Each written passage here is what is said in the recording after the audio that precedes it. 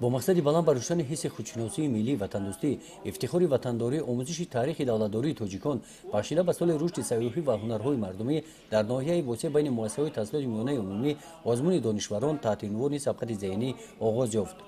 دوره اولی آزمون با اشتراک نورسان مؤسسه تحصیلات میانه عمومی رقم 3 از جامعه دهات به نام میرعلی محمدعلیف و مؤسسه تحصیلات میانه عمومی رقم 4 از جامعه دهات گلستان دایر گردید. سوالهای آزمون با موضوع تاریخ دولتداری تاجیکان، موضوعهای تاریخی تاجیکستان، رشد هنرمندی بخشیده شده به جوابهای اشتراکچیان هیئت حکمان تشکیل کنندگان آزمون، نمایندگان شعبه معارف بخش کار با جوانان و ورزش، شعبه فرهنگ ناحیه بهاگذاری نمودند. رفت آزمون نشان داد که از دوره‌های تاریخی دولتداری تاجیکان فرهنگ، هنرمندی، نورسان معلومات خوب دارند.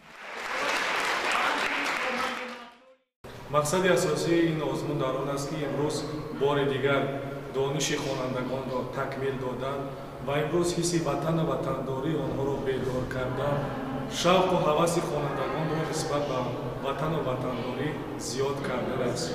البته از ذوق و هوس خوانندگان علاقه آگاهی گشتیم که امروز چقدر شوق و هوس خوانندگان نسبت به تاریخ گذشته نیاگان چقدر زیاد است. از روی مشاهده آزمون میدان دانشوران را تماشابینان با ذوق بلند تماشا کرده درباره تاریخ دولتداری تاجیکان فرهنگ معلومات بیشتر پیدا نمودند. آزمون میدان دانشوران بخشیده به سال رشد سیاحی و هنرهای مردمی با اشتراک نورسان در جماعت‌های دهات هفته یک مرتبه دایر می‌گردد. گزارش خواجه نظریف خدای نظر ظهورов از ناحیه واسع برای برنامه اطلاعاتی نوید.